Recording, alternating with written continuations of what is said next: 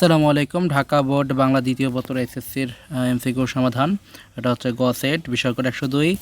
আর একের উত্তর হচ্ছে খ, দুইয়ের উত্তর হচ্ছে গ, তিনের উত্তর ঘ 3 ভাগে, চারের উত্তর ক ক্রিয়া বিশেষণ বর্গ, পাঁচের উত্তর খ উদ্দেশ্যের পূর্বে, ছয়ের উত্তর গ যৌগিক, সাতের উত্তর হচ্ছে ক অর্থনীতি, আটের উত্তর গ, নয়ের উত্তর গ 10টি, 10-এর উত্তর ক আ যোগ ই, 11 উত্তর ক খ, 12 উত্তর গ, 13 এর উত্তর হচ্ছে ঘ,